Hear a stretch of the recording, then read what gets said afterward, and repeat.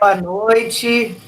Hoje, dia 1º de outubro de 2020, mais um Estreitando Laços, né?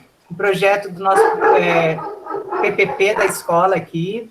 É um projeto que tem esse intuito de mesmo fazer esse bate-papo com a comunidade toda, né? Com os professores, com as famílias, com a equipe, né? Com todo mundo. Então, hoje, mais uma vez, para nossa alegria, a gente vai ter um bate-papo aí com o Jonas, e ele vai trazer um pouquinho aí desse processo aí que a gente ainda está vivendo, que é dessa crise planetária, da pandemia.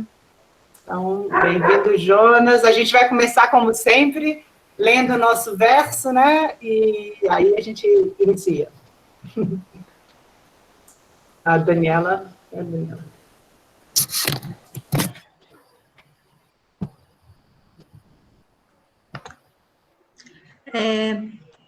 Agora eu voltei aqui, que estava o microfone fechado.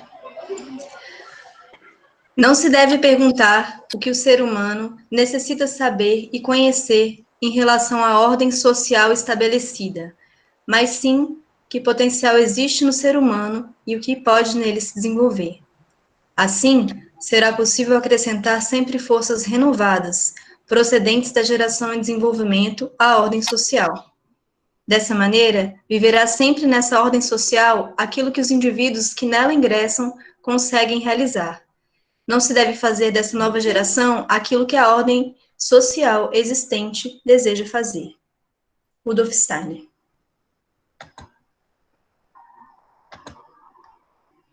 Então, é isso. A gente agradece aí a presença aí de vocês, né? De todo mundo que está aqui, querendo saber, querendo se informar, querendo achar caminhos, né, para a gente saber como que vive, né, nessa época. E essa é uma iniciativa, o Estreitando Laços de hoje, é uma iniciativa do comitê local da escola, que é esse comitê que vai preparar essa volta às aulas, né? Nem que seja em outubro do ano que vem, mas a gente tem que já começar a pensar nisso, né? E aí a gente tem essa presença aí do Jonas, que vai aí enriquecer aí a nossa noite aí. Jonas, boa noite. Bom, boa noite a todos, obrigado pelo convite, estar aqui, é sempre um prazer conversar, eu tenho muito orgulho de ter minha filha na escola e ver o movimento que a escola vem fazendo desde o início da pandemia, em termos de construir essa nova realidade, não é a gente ficar parado nela, né? Eu, desde o começo da pandemia, eu escutei uma frase de um pedagogo do Nordeste, o Moura, que é muito interessante, que ele fala que a gente tem que pedagogizar essa pandemia. Quer dizer, a gente não tem opção. Então, a gente tem que transformar isso num processo de aprendizagem. Vamos aprender, vamos transformar cada movimento desse num processo a aprender. Já que a gente tem que fazer isso, vamos transformar ele em aprendizado, em entender o detalhe, como é que a gente transforma isso num processo para as crianças e para a gente também. Acho que a sociedade em si, ela precisava de um tranco. A gente já sabia disso, a gente já vinha discutindo a crise planetária há muito tempo, né? A gente já tinha discutido a questão do desenvolvimento sustentável, da crise de energia que a gente vai viver, da mudança climática, e a gente não conseguia pautar isso. E, de repente, esse vírus traz a oportunidade da gente refletir sobre esses aspectos, porque ele nada mais é que uma consequência do modelo de desenvolvimento que a gente vem trilhando. Então, ele é uma consequência desse processo.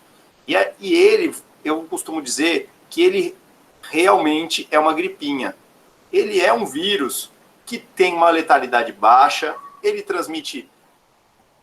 tem uma taxa de transmissão média, né? Então, assim, não é um bicho de 7 cabeças. Se a gente encontrar, e deve encontrar mais para frente, vírus com maior letalidade, maior transmissibilidade que ele, a gente não dá conta. Quer dizer, se a gente não deu conta de lidar com um vírus com essa simplicidade, que é o Covid, que dirá a gente enfrentar um vírus com uma característica semelhante à do Ebola e com uma transmissibilidade como a do sarampo. Então, realmente é um chacoalhão na nossa sociedade para que a gente possa refletir mais sobre esse modelo de desenvolvimento. E acho que esse era um movimento da própria escola, né, de tentar propor um novo modelo de educação, uma reflexão sobre essa relação das famílias com as crianças, com a escola. Então, para mim, é um orgulho estar aqui com vocês. Eu até trouxe uma apresentação, deixa eu colocar aqui, porque fica mais fácil de eu compartilhar a tela com vocês. Só um segundo para que eu estou apanhando aqui de organizar as telas para fazer isso.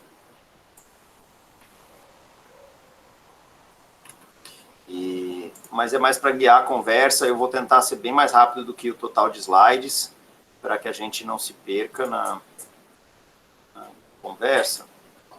E vou falar um pouquinho do que a gente já discutiu, né? Aí deixa eu me apresentar, talvez alguns não conheçam, eu sou Jonas Brant, eu sou professor da Universidade de Brasília e coordeno na Universidade de Brasília a Sala de Situação em Saúde, que é um laboratório para ajudar a entender o cenário epidemiológico de maneira geral, entre elas as questões das epidemias.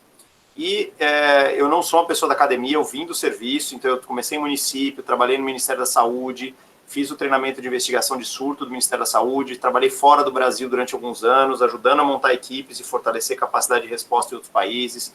Voltei para a América do Sul, para o Brasil, ajudando a fortalecer a capacidade da América do Sul. E eu vim para a UNB nos últimos 4 anos. Então, assim, a minha carreira sempre foi voltada para essa discussão de preparação dos serviços de saúde. Então, acaba que a minha carreira naturalmente me colocou nesse cenário de poder participar desse processo de resposta. E na sala de situação da Universidade de Brasília, a gente tem justamente trabalhado algumas parcerias para poder ajudar municípios, ajudar territórios a enfrentar essa pandemia. Então, a gente constituiu uma parceria que envolve a PROEP, que é uma rede de profissionais de epidemiologia de campo do Brasil, e que tem aí 20 mil pessoas na rede deles. Então, em geral, tem sido um parceiro muito bom para a gente conseguir produzir conhecimento e rapidamente chegar nos municípios mais distantes para que eles saibam o que está acontecendo.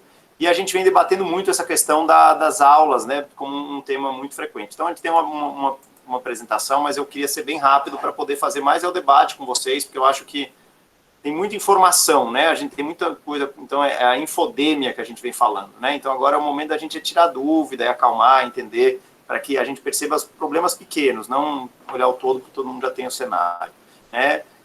Acho que um ponto importante para a gente clarear também é assim, o cenário epidemiológico do Distrito Federal, ele vem melhorando, o número de casos vem caindo dia a dia, a gente vem vendo uma redução importante.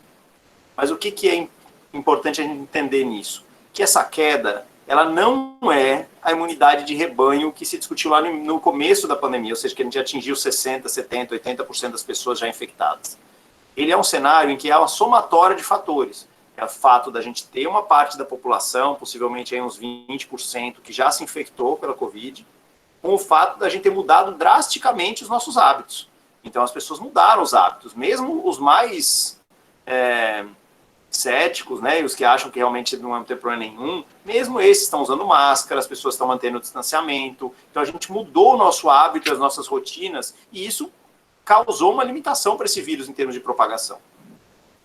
Ao mesmo tempo, é importante a gente entender que agora, como a gente começa a retornar todas as atividades, a gente vai ter aí, de certa forma, o período de outubro, tenho defendido muito isso, como um mês estratégico para que a gente consiga conter efetivamente a pandemia, a epidemia no DF, né? Para que a gente consiga identificar casos e rastrear contatos e conter para um nível muito baixo, para que a gente possa, a partir de então, manejar a epidemia a níveis baixos no Distrito Federal, abrindo, fechando, enfim, manejando ela.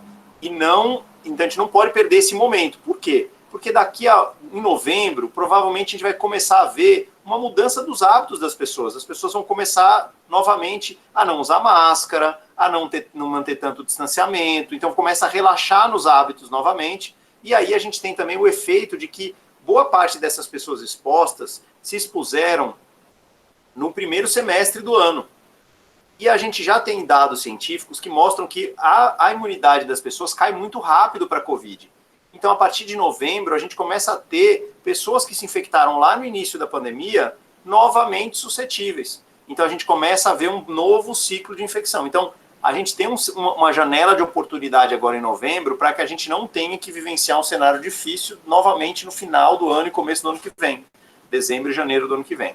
Então, esse é um pouco para vocês entenderem. É por isso que a gente ainda não conseguiu, e às vezes eu me sinto até frustrado, eu estava comentando um pouco aqui no início da conversa, que assim, eu tenho falado isso, e é o nosso dia a dia, nós profissionais dessa área, né? Tentar mostrar para as pessoas que a gente precisa se unir como sociedade e construir o nosso futuro. Não podemos ficar à mercê do vírus esperando que ele por si só saia do nosso caminho. Nós temos que ir lá encarar ele e se organizar para isso. É fácil? Não, não é fácil. Ainda mais num país desse rachado, sem uma liderança, né? Então, assim, esse é o nosso cenário atual. Então, temos aí grandes desafios. Mas, para a gente falar um pouquinho de educação, que eu acho que é o nosso foco aqui, depois a gente pode voltar para falar um pouquinho da resposta no Distrito Federal, né? A gente tem clareza que a educação é direito de todos e que a gente precisa priorizar essas crianças. A gente suspendeu aulas em mais de 190 países do mundo, né? 1,5 bilhão de crianças sem escola. No Brasil, 53 milhões de crianças sem escola. Então, o cenário é muito grave. Tem um fato que é importante a gente entender, que essas crianças mais pobres, né, são expostas a mais riscos nesse processo. Vários estudos já comprovaram isso, tanto de violência física, psicológica, exploração sexual, abandono de estudos, fome, malnutrição, tudo isso acaba estando envolvido nesse processo, que a escola tem um papel fundamental. E tem uma questão importante que é a alimentação. A alimentação fornecida nas escolas balanceia a nutrição dessas crianças, que acabam em casa, muitas vezes morando em desertos alimentares, ou seja, a única opção de alimento que ela tem em casa são alimentos hiperprocessados que não são nutritivos. E que a escola é quem acaba colocando a fruta, colocando a verdura, colocando essa possibilidade da diversidade alimentar, né, a coisa de ter outras crianças, estimula o consumo desses alimentos. Então é um problema sério a gente pensar que a gente está impactando de maneiras muito diversas na vida dessas crianças, né? Então essas questões do impacto indireto das escolas é muito grande. Então o próprio Tedros, né, que é o diretor da OMS, fala que os efeitos indiretos dessa pandemia nas crianças e nos adolescentes pode ser maior que das próprias mortes. E eu acho que isso é um fato, não é só nesse grupo. Nós, adultos, também estamos sofrendo muito. Se a gente pensar na carga de saúde mental que a gente tem vivenciado, é algo inimaginável. Todos nós, não é uma coisa em que a gente tem algum grupo da população que está sofrendo e outro grupo tendo condição de apoiar. Todos nós, cada um que está aqui, provavelmente está sofrendo nessa mudança. É uma mudança dolorida, construir novos hábitos, novas relações, não poder manter vínculo, ver pessoas queridas que a gente não pode acompanhar o processo de adoecimento delas, enfim, tudo o que a gente está vivendo e que vocês já sabem. Então, o cenário do impacto indireto é muito maior do que o impacto direto. Então, a gente tem a questão do estresse, da depressão, da ansiedade. Eu coordeno hoje no nosso laboratório mais de 150 pessoas envolvidas na resposta. A maioria muito jovens, alunos que estão querendo participar e contribuir. E a gente tem visto quanto tem sido difícil para esses meninos lidar com esse processo de poder participar, eles querem participar, mas ao mesmo tempo o estresse, a ansiedade, a depressão tem sido um fator que tem dificultado muito, né? O despreparo das famílias para essa nova situação. Então eu comentava aqui justamente no começo, eu moro numa casa, eu já desenhava a minha estrutura para a gente aqui em casa, já desenha essa estrutura de resiliência há muitos anos. Mas quem não tem essa visão e não trabalhou isso, e mora, por exemplo, num apartamento, numa casa pequena, com telhado de eternite, sem ventilação, imagina a dificuldade para esse novo cenário, né? A desafio de criação, manutenção e melhoria do ensino à distância. A gente não tinha cultura do ensino à distância, nem professores, nem alunos, nem a sociedade estava preparada para isso. E, de repente, a gente é colocado num cenário como esse de trabalhar a educação à distância. A interrupção dos cuidados das crianças, a perda de contato social, né? Eu tenho 2 filhos, então para mim ainda tem sido uma oportunidade de uma criança brincar com outra. A gente conseguiu criar uma bolha com o meu cunhado, então os filhos brincam à distância no quintal, uma vez por semana, usando máscara, quer dizer, para manter a interação social. Mas quem não tem esses vínculos e essas possibilidades? Né? O desafio de mensurar e validar a aprendizagem, o aumento do sedentarismo e obesidade. Então, quem não ganhou peso durante a pandemia, não sei, me explica, porque é um desafio, está todo mundo confinado. Né? Acaba que... Emagreci, hein? Olhem que tem que ensinar os outros aí. Mas o duro também é isso, o sofrimento mental às vezes causa isso, né? O aumento do uso de mídias, né? Então esse desafio também, a gente já era uma competição com o tablet, com o computador, com a televisão, e agora virou assim, eles passam, se deixar, eles ficam o dia inteiro lá, e a gente tem uma dificuldade muito grande, porque tem que trabalhar, controlar isso, enfim, isso vocês já estão vivendo, né? Então assim, a gente tem que trabalhar muito a questão do retorno às aulas, a questão da gente pensar a situação da comunidade. Não dá para a gente pensar a escola isolada do espaço da comunidade. Então, entender a situação epidemiológica é muito importante e melhorar essas relações com os serviços de saúde. Os serviços de saúde no DF sempre foram, historicamente, muito frágeis. né? A gente teve uma atenção primária muito frágil, a gente fez uma conversão, que a gente chama, né? Fez uma adaptação, uma adequação da rede de atenção primária, porque a gente chama de estratégia de saúde da família, com investimentos muito pequenos, sem realmente transformar ela numa estratégia de saúde da família. Então, a gente criou uma proposta de saúde da família, mais ou menos, né? É uma saúde da família adequada aí, né? E então isso fragiliza muito a rede de atenção primária, no sentido de que a gente não tem essa relação com o posto de saúde. Eu não sei se já existia relação, acredito que não, quer dizer, que a equipe da escola não conhecia a equipe do posto de saúde, de ter reuniões com frequência, de ter fluxos estabelecidos, quer dizer, isso é uma coisa nova para todas as escolas. Então a gente vai ter que criar essa relação com o serviço de saúde para que a gente possa detectar e responder rapidamente a novos surtos. Então, construir isso é um desafio, porque se a gente tiver um caso, tem que ser muito rápido, porque um caso, ele vira 4 em 4, 5 dias depois. Então, a gente tem um desafio grande de pensar que a gente tem uma reorganização do uso da escola para faixas etárias, organização, limpeza. Então, como é que a gente vai trabalhar isso, né? E as crianças com necessidades especiais, quer dizer, trabalhar, eu tenho visto isso assim, um grande desafio do uso das coisas da biossegurança para as crianças pequenas é muito mais difícil. Para crianças especiais é muito mais difícil. Para idosos é muito mais difícil. Então, na escola, a gente tem um cenário desse. Quer dizer, nós estamos lidando com crianças pequenas. Como é que eu explico para ela que ela não pode abraçar o colega, que ela não pode pegar uma coisa que o colega pegou, que a hora que ela pegou uma coisa que o colega pegou, ela tem que limpar com álcool antes? Então, como é que eu construo essa cultura da biossegurança com uma criança de menos de 6 anos? É muito difícil, porque o processo, né? Então, aí tá aí vocês, pedagogos e professores, que têm lidado com isso todo dia, tentando ensinar as crianças. Então, assim, como é que a gente vai fazer isso, né? Ao mesmo tempo, a gente tem que ter um entendimento de que é isso. A gente tem que conseguir reduzir a epidemia antes de voltar. Não dá para pensar em retorno sem reduzir a epidemia. Então, não dá para a gente discutir o quando, temos que discutir o como. Porque o quando depende da gente primeiro controlar a epidemia. Quem controla a epidemia não é a educação, é a saúde. A educação pode ajudar, mas a gente tem que cobrar da saúde, que é o setor responsável hoje por fazer rastreamento de casos e contatos, controlar a epidemia primeiro. Os países que tiveram melhores resultados em termos de retorno foram os que retornaram somente quando tinha menos de um caso para cada 100 mil habitantes. Quer dizer, um número pequeno de casos. Então, a gente tem que pensar no DF 3 milhões, a gente teria que ter aí menos de 300 casos e uma capacidade de testagem muito boa. Eu vou falar mais disso lá na frente, porque também não adianta. Eu só testo 300 amostras por dia, encontro 300 casos, então eu só tenho 300 casos por 100 mil. Né? Então, eu tenho que testar, procurar muito, encontrar só menos de 300 casos, no caso de Brasília. Né? O que é isso? Quer dizer, a gente tem e ter um comportamento de epidemia que esteja em franca redução. Então, eu tenho que ter essa epidemia que está caindo. No DF, ela está caindo realmente. Então, depois eu até posso mostrar, a gente tem uma calculadora na sala de situação que mostra o R. O R é como é que essa epidemia está se multiplicando. Cada caso está transmitindo para quantas pessoas novas. Então, o ideal é que a gente tenha uma média de meio caso novo para cada caso. Então, eu estou reduzindo, está bem inclinada para baixo essa curva, para poder seguir esse caminho. Se eu abro e eu estou tendo um R crescimento, como é que eu vou ampliar a interação social num cenário em que a epidemia está crescendo?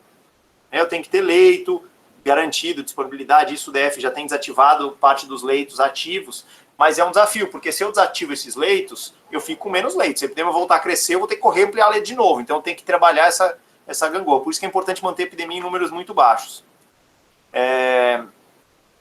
Então, aqui, a taxa de positividade tem que ser menor que 5%. Então, é aquilo que eu falei, eu tenho que encontrar 300 casos testando milhares de amostras. 5% das amostras tem que ser positivas e encontrar só 300 casos, em caso de Brasília. E é um dos desafios que a gente vem enfrentando, e o DF respondeu muito bem, é a rede laboratorial do DF. A rede laboratorial do DF se reorganizou muito rápido, a rede pública, né, o LACEN, conseguiu fazer, inclusive, desenvolver técnicas para poder ampliar o número de testes no momentos mais críticos de testagem. Então, é até muito triste, porque parte do processo que a gente viu na justiça, aí, o coordenador do LACEN e o diretor de vigilância, que foram as pessoas que lutaram pela testagem, estão presos, envolvidos num processo de compra que a alta cúpula do DF desencadeou de testes diagnósticos. Né? Então, prende as formigas, no final das contas. Né? Mas, enfim, a capacidade de detectar o teste usando o PCR, então isso é importante a gente entender. O teste rápido, ele serve para quase nada, sabe? Por quê? Porque o teste que funciona e que me diz se eu tenho vírus é o PCR. É ele que me desencadeia ações para poder controlar a doença. O teste rápido, ele olha anticorpos. Então, ele só vai ter anticorpos depois dos 10 dias, 8, 10 dias de início de sintomas, que é quando eu já começo a não transmitir mais a doença. Então, eu testar a pessoa e falar, você teve lá atrás, ele resolve muito pouco os meus problemas em termos de ações. Ele não resolve, então tá, beleza, você teve, tá bom. E depois de 3 meses, esses anticorpos já sumiram de novo. Então, não resolve muito o teste rápido. Ele pode ajudar em alguns cenários muito específicos, mas quem ajuda mesmo é o RT-PCR, quer dizer, o teste que vai lá olhar se eu tenho vírus no meu sistema respiratório. É importante aí que a gente tenha esses planos montados. Eu tenho falado isso muito desde o início, quer dizer, construir os nossos planos para a gente pensar antes no que a gente tem que fazer do que deixar para o momento de fazer. O brasileiro não tem a cultura de planejar. Em geral, quando a gente fala de planejar, a galera fala, já vem o Jonas, que isso é academicismo, burocrático, isso é burocracia. Gente, a gente hoje sacrifica os nossos profissionais por causa disso. E eu acho que parte da relação que a gente tem com essa imagem do servidor público desmotivado é por causa disso, é porque a gente não planeja. Então o cara entra e ele se mata para tentar fazer, e aí chega uma hora que ele estafa, não aguenta mais e entra no cenário de frustração, porque ele não consegue mover a máquina. Então acho que assim, a gente conseguir planejar antes, ele leva ao menos adoecimento dessa força de trabalho, para que a gente pense como vai reagir, porque a gente, em geral, deixa para responder na última hora. E na última hora acontece aquilo. É o surto na sexta-feira, é quando a pessoa que tinha que fazer aquilo não está lá, está viajando, está de férias, está doente. Quer dizer, tudo culmina, em geral, para acontecer errado, não é, cara? É justamente o surto, ele é o acúmulo de falhas, ele não é uma falha única. Então, se eu não penso antes, a chance de dar besteira é maior. Né? Então, eu tenho que pensar essas boas práticas, pensar esse plano de retorno, principalmente protocolos de higienização. Eu tenho que pensar as medidas de isolamento de casos suspeitos. Bom, chegou lá na escola de manhã, tem alguém suspeito, como é que eu isolo? Porque a princípio eu quero que essa pessoa não venha, mas se ela veio, como é que eu isolo? Eu tenho um lugar na escola para isso? Né? Como é que eu vou organizar isso? Eu tenho que ter um protocolo de rastreamento de contatos. Então é por isso que eu falei que a relação com a atenção primária ela é tão importante. Porque, bom, vamos pensar, amanhã um professor da escola é suspeito de Covid. Ele teve 2 dias antes contato com todas as crianças daquela turma. Quem vai assumir, fazer a lista dessas crianças, identificar quem veio nesses 2 dias, ligar para os pais, monitorar essas crianças por 14 dias, para poder dizer, olha, não, tá aqui, pode voltar para a escola, tanto professor quanto aluno, tá tudo bem, beleza. Então a gente tem que pactuar isso, alguém vai ter que investigar esses casos e fazer o rastreamento de contatos. E aí tem uma questão da comunicação também, porque alguém vai ter que ligar para esse pai e avisar ele que, olha, sua filha teve, seu filho teve, né? E que às vezes ele é uma pessoa de risco para a Covid, né? Um diabético, hipertenso, idoso. Então tem todo um processo da gente pactuar como é que a gente vai organizar a detecção do caso e o rastreamento de casos e contatos. É lógico que isso é uma expertise do setor saúde, mas se não tiver uma boa integração escola-saúde, quem fica com o prejuízo é a escola. Então tem que construir essa relação e pensar que numa relação em geral, cada um no seu quadrado, fica sempre um espaço entre esse quadrado e alguém vai ter que ocupar esse espaço. E, em geral, um fica jogando pro outro. Não, isso não é meu, isso não é meu, isso não é meu. Não, então vamos ter que pactuar. Alguém vai ter que fazer, porque vai acontecer. Né? Tem que criar um fluxo para monitorar, para receber informação. Então, por exemplo, ontem, aqui no condomínio, a gente discutiu com todas as atividades esportivas que querem voltar a dar aulas aqui no condomínio, que oferece uma série de esportes. Então, foi uma discussão muito interessante. Por quê? Porque cada professor de cada esporte definiu um protocolo de retorno pensado em 3 fases. Que envolve 0 casos no condomínio, e situação baixa de transmissão no DF por até 14 dias. Continuando assim, pode ampliar para a próxima fase. Continuando assim, pode ampliar para a próxima fase. Então, a gente construiu 3 fases de retorno, pensando para que a situação se mantenha estável. Piorou a situação epidemiológica, volta uma fase atrás.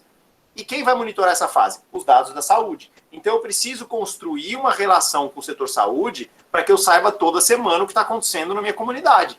E não é saber olhar naqueles painéis do Distrito Federal que mostram quadradinho como quadradinho. Eu não quero saber o quadradinho, eu não moro no quadradinho. Eu moro em Sobradinho, eu moro na Asa Norte, eu moro nas Açúcares. Eu tenho que entender aquela minha comunidade como um espaço, um locus de risco de transmissão.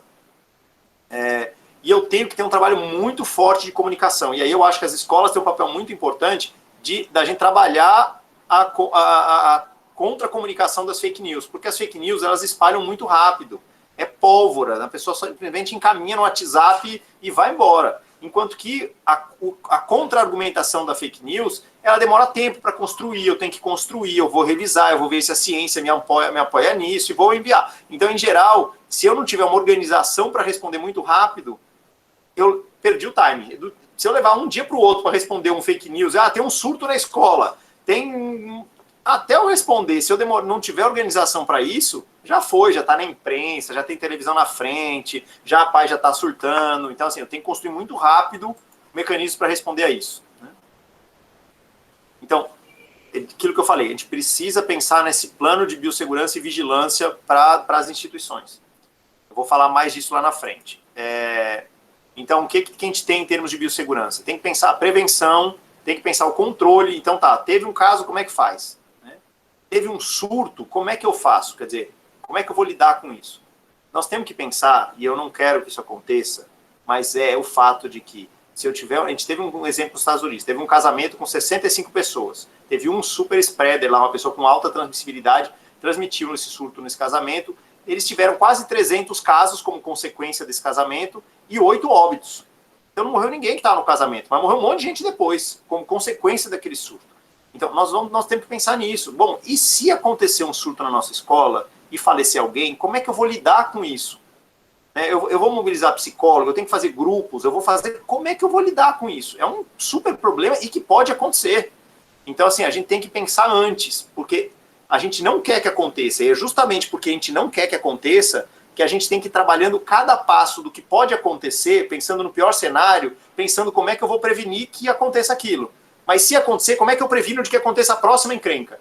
Então é o que a gente chama de níveis de prevenção. Então eu vou prevenir que aconteça caso. Mas se acontecer caso, como é que eu vou prevenir que aconteça surtos? Mas se acontecer surto, como é que eu vou prevenir que aconteça óbitos? Mas se acontecer óbitos, como é que eu vou prevenir que tenha adoecimento da saúde mental? Então assim, eu tenho que trabalhar os diferentes níveis de prevenção. Dentro do contexto de vigilância, eu tenho que trabalhar um mapeamento de risco. Então eu tenho que pegar esse mapa da escola e pensar quais são os pontos de risco. Então, eu fui outro dia na escola do meu filho, na 115, estava comentando isso. Cheguei lá, a equipe da secretaria estava toda bonitinha, usando máscara, tinha álcool, segurança da porta estava tudo bonitinho, segurança. Só que as empresas terceirizadas continuam a operar. E a gente trata as equipes terceirizadas quase como aquela na Índia, né, as castas, né, são os invisíveis. Eles não existem para a sociedade. Então, como é que eu enxergo essas pessoas? Elas são fundamentais nesse processo. E aí eu cheguei lá e eles continuavam se achando invisíveis e estavam lá amontoadinhos dentro do quartinho deles lá no fundo, os 4, 5 funcionários amontoados lá. Então assim, não adianta eu fazer para uma parte e não enxergar a outra. Eu tenho que conseguir enxergar isso, eu tenho que enxergar os diferentes riscos que eu tenho do meu espaço escolar. E a gente viu já na UNB, a nossa experiência na UNB, os 2 surtos que a gente teve na UNB foram terceirizados, porque eles são a população mais vulnerável, eles que moram em piores condições, são eles que têm que pegar o busão lotado, são eles que não têm condições de saneamento adequado, têm um salário precário, então são eles que trabalham muitas vezes em condições insalubres. Então foi nesses 2 lugares que a gente teve surto. Então, agora você fala, a norma, por exemplo, do DF só vai enxergar, e eu tenho discutido isso muito nos espaços que eu posso, a equipe do DF só olha a saúde ocupacional dos funcionários da secretaria do DF. Fala, não, meu filho, você tem que chegar todo mundo que trabalha no posto de saúde, todo mundo que trabalha numa escola. Todo mundo é gente, e como gente, todo mundo pode se infectar. As poucas pessoas que acharam que não eram gente, que eram superiores, a gente viu, né, na posse do STF, né, que vocês viram o que aconteceu, né, um surto de Covid. Porque quem menospreza o risco, achando que não, minha sociedade... Não é assim que funciona. O vírus ele não olha o seu status social, ou a sua renda. Né? Então eu tenho que pensar nos espaços e nos riscos, onde é que eles podem fazer. Maçanetas,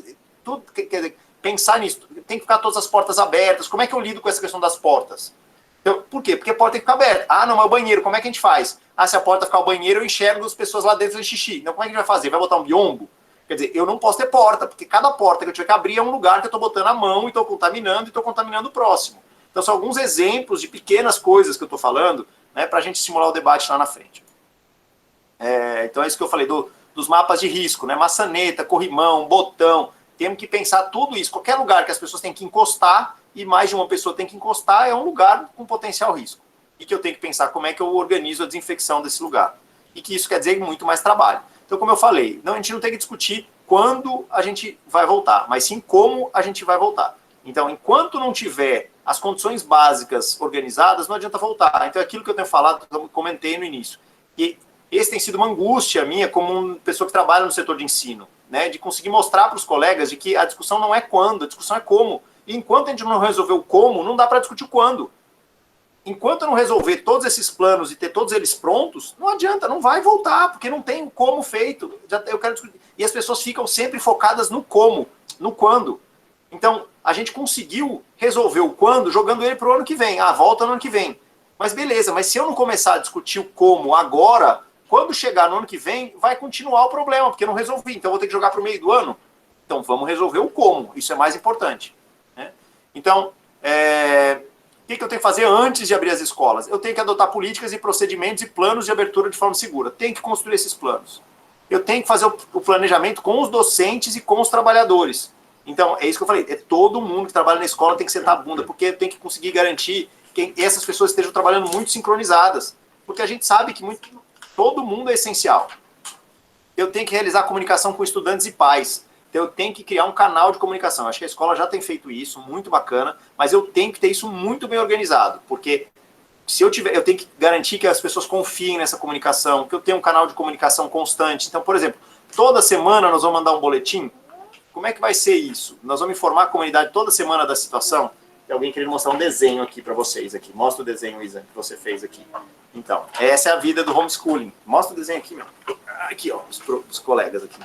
Mostrar o desenho que ela está fazendo aqui, viu? A professora Tereza está lá na reunião também, viu?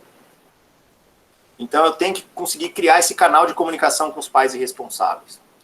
Eu tenho que conseguir... E aí, esse canal de comunicação é importante construir agora, porque não dá para esperar para construir no cenário de crise. Eu tenho que construir antes do cenário de crise. Eu tenho que, pensando em avaliação e monitoramento, eu tenho que garantir que os pais conheçam esse plano. Então, a escola fez o plano, então vamos construir uma videoaula para explicar o plano para os pais? Vamos fazer reuniões só focadas em explicar o plano da escola? Porque os pais têm que se sentir seguros. Eles têm que confiar. Imagina o cenário que a gente está vivendo. Imagina um pai ou alguém que tem uma pessoa de risco na família, ela tem que ter certeza que a escola está com um plano bem montado. Então, esse grau de confiança escolar, ele tem que construir esse grau. Eu acho que a 115, na minha opinião, é uma das escolas que hoje não deve ter um grau de confiança da comunidade em relação a ela muito alto, mas é um desafio da gente construir isso.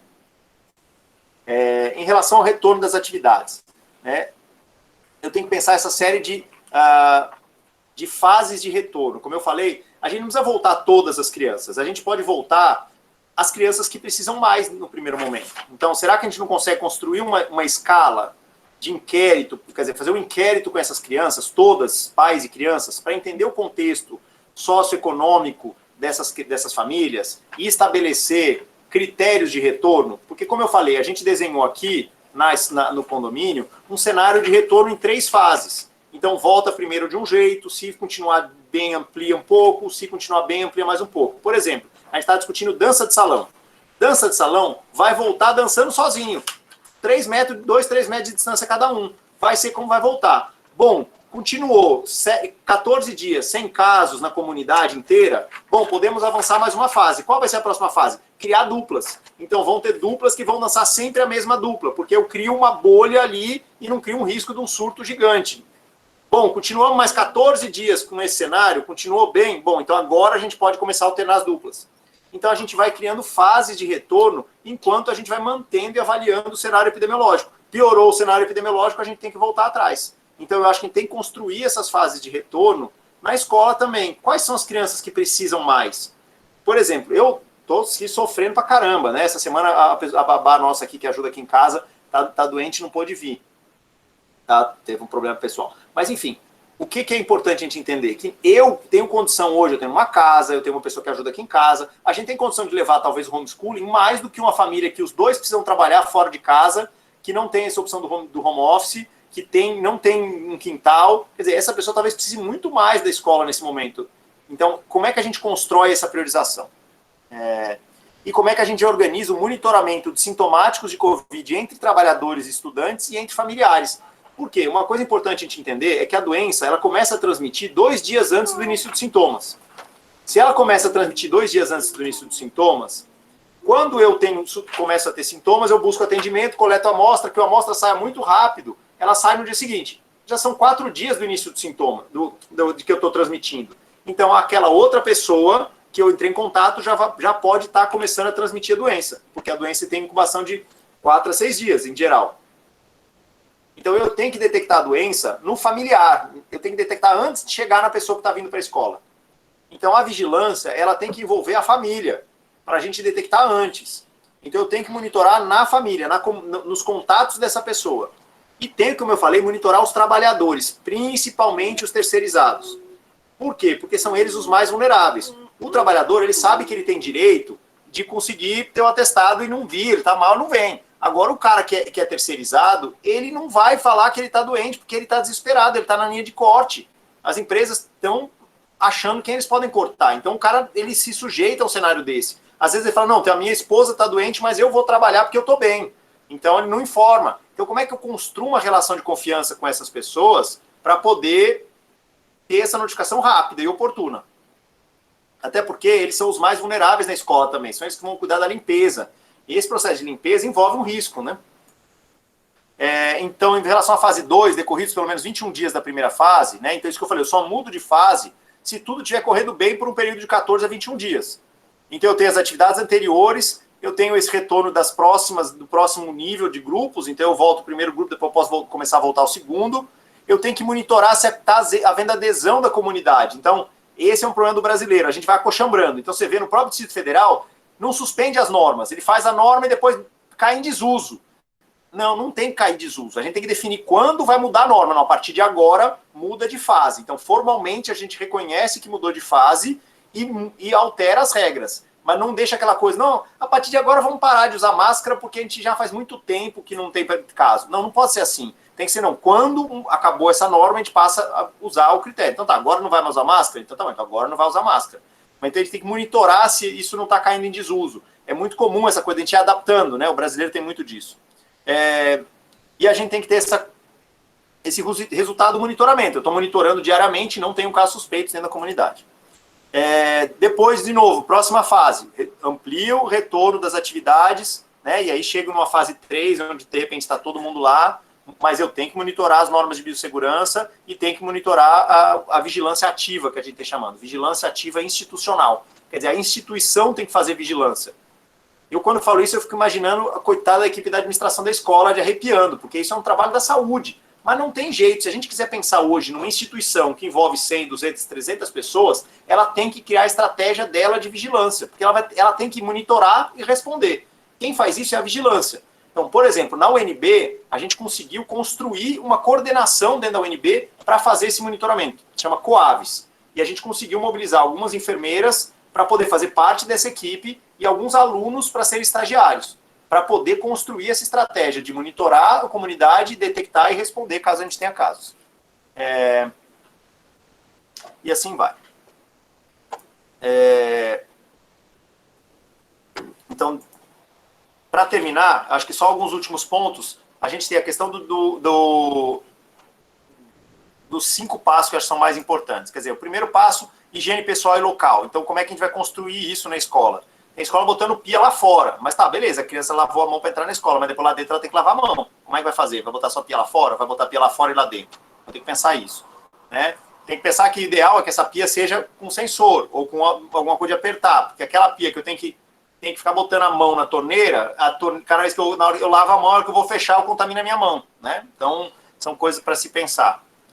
E eu tenho um volume muito maior de resíduo. Então, por exemplo, consumo de papel para secar a mão vai quintuplicar, não é uma coisa que tipo, vai explodir o consumo, né?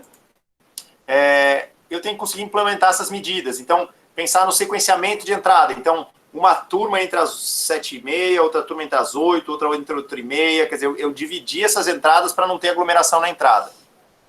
Não tem evento, separar a distância das carteiras, né, ensinar, e aí é o desafio, quer dizer, o professor tem que servir de exemplo, então, e aí já pode treinar os professores, e eu tenho visto isso, a gente tem que treinar as pessoas, e as pessoas têm que se habituar a usar máscara. Eu tenho visto as pessoas sofrerem muito quem não tem usado, porque fica em casa e não usa máscara, aí o que eu saio eu tenho que usar máscara.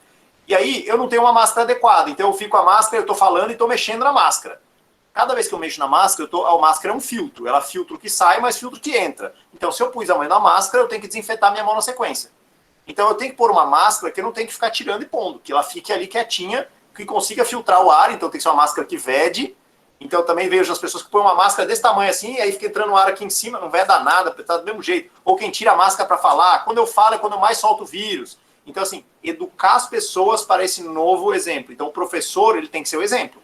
O funcionário tem que ser o exemplo. E todo mundo da escola tem que treinar muito isso. E um tem que ser eu costumo dizer que um tem que ser o noinha do outro, um tem que ficar enchendo os picuados do outro para falar, olha, não presta atenção, você está botando muita mão na máscara, veja se não consegue botar a máscara melhor, olha, você está falando, você está tirando a máscara, enfim, tentar criar o hábito. Da mesma forma que a gente vai ter que fazer isso nas crianças, a gente tem que fazer o hábito em adulto, que é muito mais difícil, né? As crianças, você explicou uma vez, está falado, virou verdade absoluta. Agora, para os adultos, né, é uma construção. E aí você corrigir, falar que está errado, né? Então aí tem a discussão de ter máscaras reserva. Bom, chegou lá, a máscara da pessoa está úmida, tem que trocar, como é que faz? Eu vou ter máscaras para distribuir se precisar, né? Então tem pensar como é que a gente vai repor isso, né? A gente tem crianças mais vulneráveis, famílias mais vulneráveis. Como é que a gente vai fazer com apoio nesse sentido? 2, procedimentos caso alguém se sinta mal. Então, aquilo que eu falei, como é que eu vou organizar minha escola caso alguém se sinta mal? Eu tenho isolamento, quem vai cuidar disso? Quem vai acompanhar essa pessoa? Quem vai ligar para a família? Aonde é que essa criança vai ficar? Como é que eu acalmo ela? Como é que eu acalmo o pai que receber a ligação? Como é que né? Então, eu tenho que pensar todo esse procedimento caso eu tenha uma criança suspeita.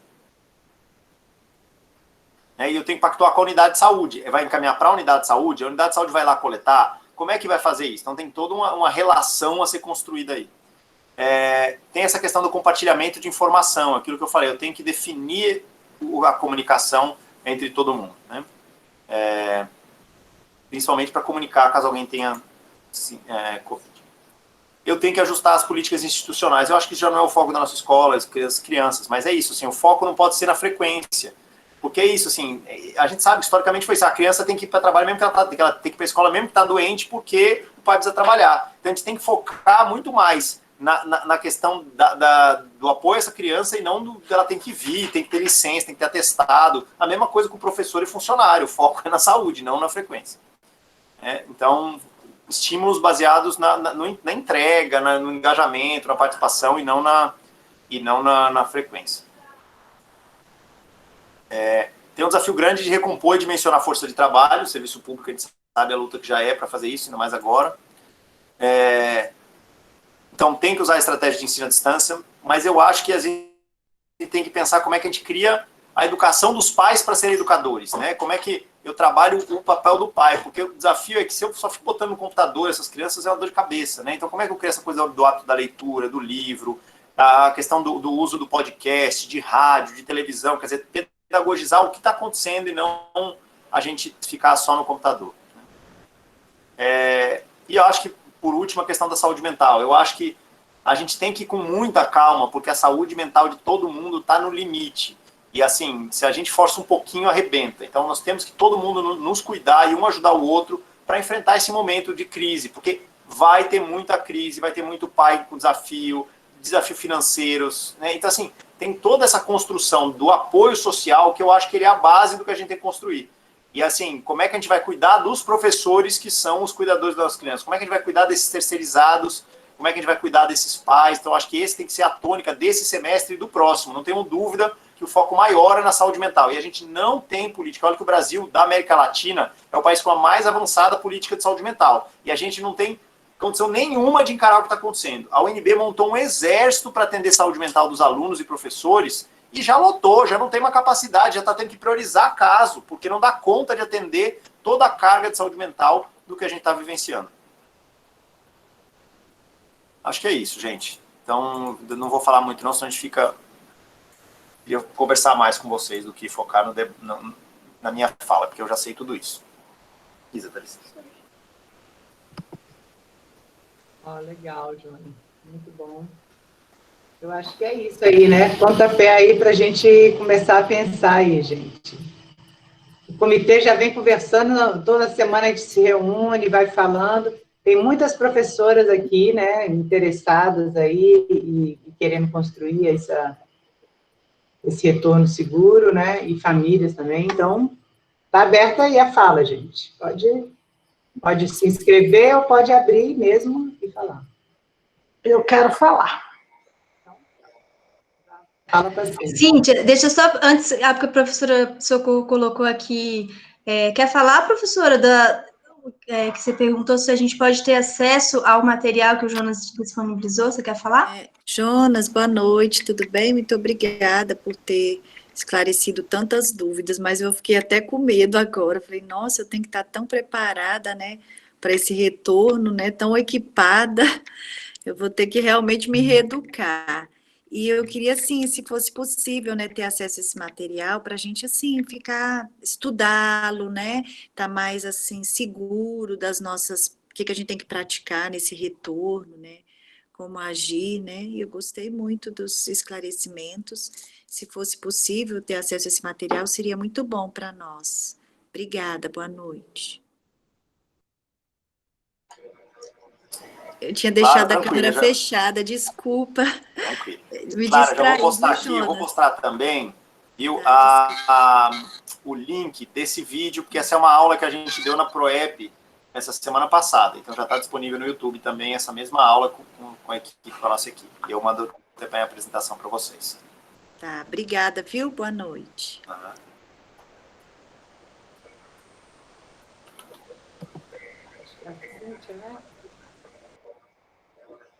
Cíntia? Mas eu acho Oi. que só para comentar um pouquinho a fala da Maria do Socorro, não tenha medo. Eu acho que esse é o ponto-chave. Eu acho que assim, a gente tem que entender que o cenário é esse. A gente não tem que ter medo. A gente tem que entender ele, porque dá para a gente encarar. Mas é encarar com racionalidade. Porque se a gente ficar alimentando esse medo, ele cresce muito rápido. Então, assim, não tem que ter medo. Temos que encarar com Eu me tranquilidade. preocupei um pouco assim, por exemplo, porque você sabe que a criança ela é imprevisível. Por exemplo, vai tirar a máscara que vai achar a máscara do outro mais bonita. Aí vai querer trocar de máscara na hora do lanche, vai falar quero comer o lanche do outro, vai pegar, entendeu? Então tem coisas assim que eu também não posso. Você tem falado da saúde mental, então eu tenho que saber até essa abordagem para não deixar a criança nem traumatizada, eu dar um grito, menino, não tira a máscara, né? Assustada, né? Então tem que trabalhar tudo isso em mim com muita segurança para eu também, na hora de trazer esse saber, na hora de orientar a criança, eu também ter uma boa postura, falar com calma, com segurança, para não assim, deixar ninguém com trauma, né? Que a gente acaba, né, fica um pouco neurótico com tanto Por isso cuidado. que eu acho que o retorno ele só deve se dar quando a gente tiver uma incidência muito baixa. Porque aí, essas falhas, elas vão ocorrer, mas elas não representam um cenário de um risco extremo, e sim um cenário da gente pedagogizar, da gente explicar para essa criança do porquê que não deve fazer isso, mas isso não, quer dizer, não que isso não possa ocorrer a transmissão no cenário desse, mas a probabilidade vai ser muito baixa. Por quê? Porque eu criei todo um arcabouço de vigilância e de contenção da doença, que se ocorrer é baixa a probabilidade. Então, como eu falei, a gente tem feito, aos finais de semana, a gente encontra o meu cunhado com os 2 filhos deles, que estão isolados lá na casa da minha sogra, e aí fica brincando lá fora, almoça lá fora. Tem sido a forma da gente tentar se educar, porque a gente sabe que é uma adaptação a esse novo modelo. Então, para a Isa, que é pequena, ficar de máscara é muito mais difícil que para o Pedro. Né? Ela quer ficar um pouquinho, já quer tirar. Então, assim, para minha sogra é super difícil entender que depois que encostou numa coisa tem que passar álcool na mão. Então, esse tipo de coisa tem sido o nosso exercício lá. Por quê? Porque a gente está isolado, eles estão isolados, e então a gente, com isso, criou um espaço de baixo risco para a gente treinar. Então, eu que sou o que se expõe mais, acabo sempre ficando um pouco mais afastado, mas é a forma da gente educar e aprender sem sofrer tanto, para que isso vire hábito. Né? Então, acho que é nesse sentido que eu falo do retorno. Entendi, obrigada. Ô, Jonas, Seu eu bem, posso fazer uma pergunta para você? Por favor. Dizem que esse vírus não gosta do calor, isso é verdade? Olha, os vírus, em geral, eles se aproveitam do frio para transmitir. Né? No frio, a gente tem vários motivos que fazem com que a gente tenha menos insolação, a gente tem as pessoas mais fechadas, a gente tem as pessoas com mais roupas, mais agasalhadas, mais próximas umas das outras. Então, isso tudo facilita a transmissão de doenças respiratórias. Por isso que a gente tem uma sazonalidade de doenças respiratórias no inverno. Então, em geral, os vírus têm essa característica. Acontece que, no caso da Covid, nós somos 100% suscetíveis, toda a população do mundo. Então, o vírus acaba encontrando uma condição muito fácil dele transmitir. Então, é provável que, no futuro, conforme a gente for se adaptando a esse vírus, ele tem essa característica de aparecer mais no inverno, da gente detectar mais ele no inverno. Mas não é uma coisa que a gente deve contar nesse momento, sabe? Ah, ótimo, Jonas. Obrigada, viu?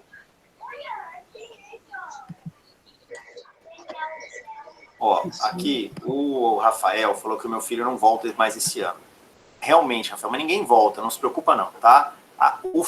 Acho que a minha fala não é pensar em retorno esse ano, nenhum. Acho que assim, retorno esse ano, quando a gente conseguir controlar a epidemia esse ano, é o retorno dos professores e dos funcionários, porque a gente vai ter que educar, esses caras vão ter que construir todo um modelo de ensino. É um trabalho desgraçado para a gente pensar esse retorno. Então, assim, vai dar muito trabalho e reconstruir esse ambiente escolar para o ano que vem é um desafio muito grande. Então, se o DF controlar a epidemia, o retorno é das equipes para planejar esse retorno no ano que vem dos alunos. Mas o foco tem que ser, por isso que eu estou falando, o foco nosso tem que forçar esse debate para a gente discutir o como e não discutir o quando. Se no ano que vem não tiver controle da epidemia, não vai voltar. Mas se a gente conseguir avançar no como, é muito melhor, porque aí a gente pode voltar quando a gente conseguir estabelecer as condições ideais. Estabelecemos as condições ideais, aí a gente volta. E aí a gente não gasta energia para discutir quando vai voltar. Vai voltar quando tiver controle da epidemia no DF e quando a gente tiver as condições na escola.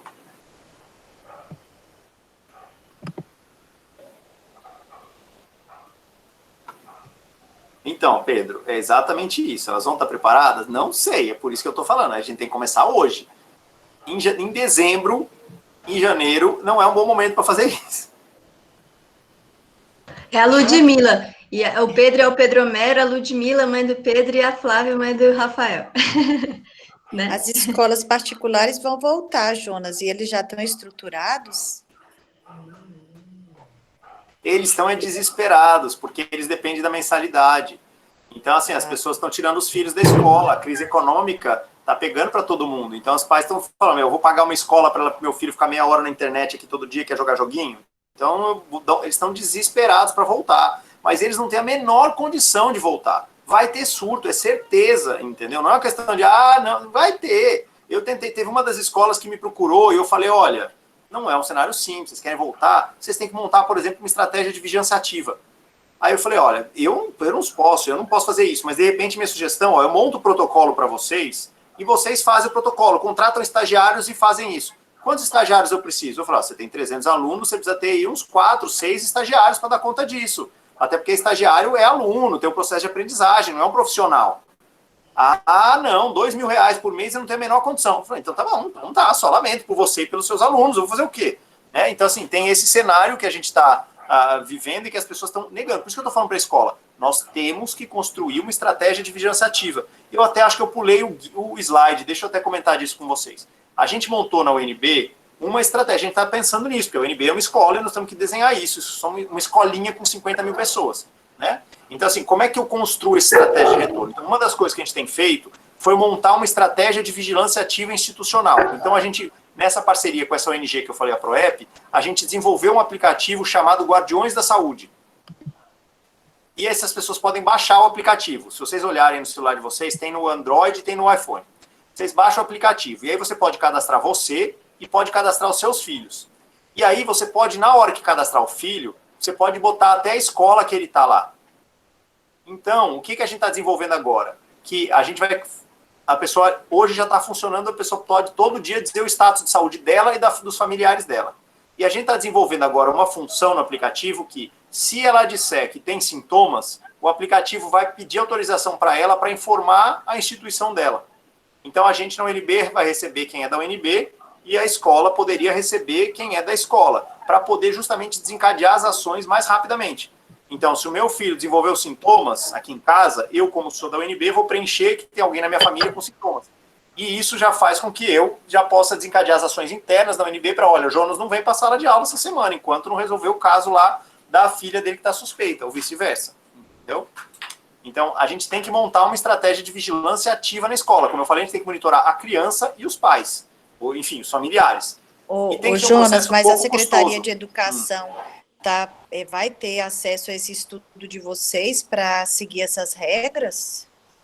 Então, eu não tenho governabilidade sobre a Secretaria de Educação. O que a gente pode, como universidade, é desenvolver a tecnologia e colocá-la disponível. Ela já está disponível, ela já está com as escolas do Distrito Federal, então se entrar lá já tem a 115, então a minha filha já está meu filho já está na 115 e minha filha já está na 316, então já estão lá, todo dia eu preencho o status dele. Então, da Isa e do Pedro, vocês têm informação todo dia já, entendeu? Se a gente acessar essa informação. O que a gente precisa é que todos os pais aceitem participar disso. Então, eu acho que a gente pode fazer isso. A gente não precisa da secretaria para fazer isso. Entendeu? Que legal. Porque é uma coisa que a gente pode construir como instituição. Montar essa estratégia e fazer isso. É lógico. Agora você me animou. É mais fácil com os pais do que com a secretaria. Isso. Eu acho que a secretaria não tem muita opção, sabe? Se eles quiserem retornar, eles vão ter que montar uma estratégia de vigilância ativa. O desafio que está posto é como é que a gente organiza o próximo passo, que é a relação com a Secretaria de Saúde, porque também não adianta a gente detectar um suspeito entre nós e a gente faz o quê? Essa pessoa precisa coletar amostra, eu preciso confirmar se tem Covid, eu preciso fazer o rastreamento de contatos. Então, assim, a gente tem que desencadear mais coisas que não tem jeito da gente não envolver o Estado e forçar o Estado a assumir o papel dele, né?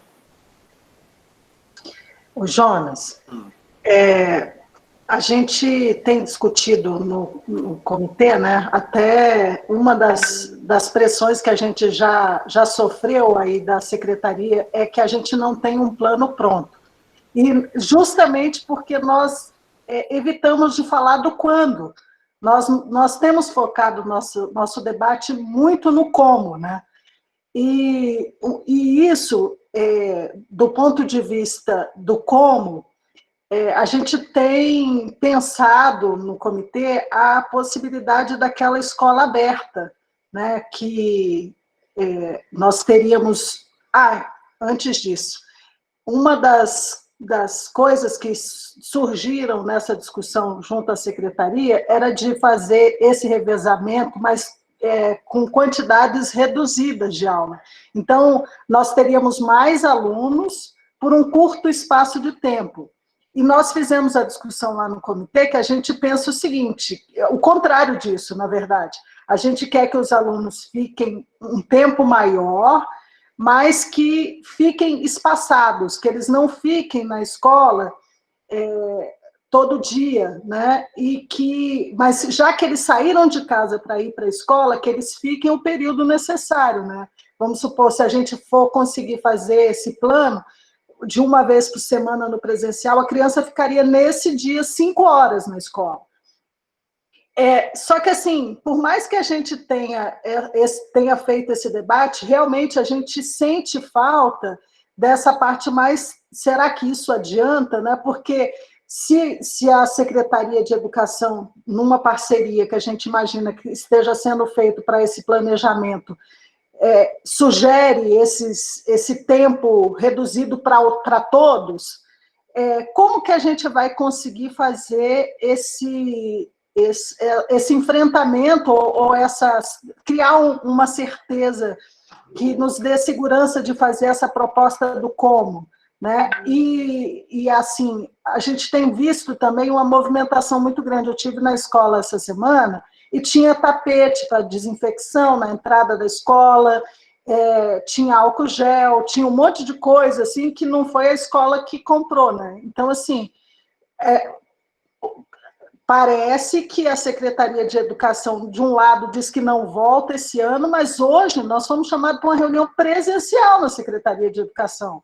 Então, assim, até que ponto a gente pode confiar que essas informações do governo são duradouras? Um governo que não mantém uma orientação por muito tempo, né? E o erro dessa falta de orientação é que, por exemplo, quem tem circulado tem visto pessoas, inclusive, sem máscaras. Vicente Pires, na feira de Vicente Pires, no domingo, a gente percebeu que não pode voltar, porque tem gente que já não usa mais máscara, né? Então, assim, todas essas questões que a gente coloca no comitê acaba deixando a gente um pouco desanimado de fazer uma proposta. Como disse a professora Socorro, a gente até tem essa boa vontade, esse desejo de pesquisa e tal, mas sempre vem essa insegurança, porque parece que as informações ainda são muito incipientes, né? Não se tem uma certeza minimamente duradoura do que pode e o que não pode para a educação. E aí, eu acompanho um pouco as suas palestras, eu vejo que você sempre está alertando para a reincidência na França, essas coisas todas, mas... mesmo como, qual a segurança desse como que foi adotado? eu acho que tem alguns aspectos importantes para pensar. Então, um é o plano tem que fazer, a gente tem que sentar a bunda e escrever. Então, não adianta fazer reunião, conversar, se não definir quem faz o quê e não bota no papel. Tem que botar no papel. Tem que pensar que o retorno ele vai ocorrer em fases, não tem jeito. Então, qual é a primeira fase, qual é a segunda, qual é a terceira, qual é a quarta fase? Vai dividir em 4, 5, tanto faz, tem que começar. Divide em 5 fases, se for o caso, e vai começando. Então, a primeira fase vai ser só professores e funcionários. A segunda fase vai ter o primeiro grupo de alunos, o grupo segunda fase. E aí vão definir critérios para poder começar qualquer fase. Qual é o critério para começar qualquer fase? Tem que ter isso.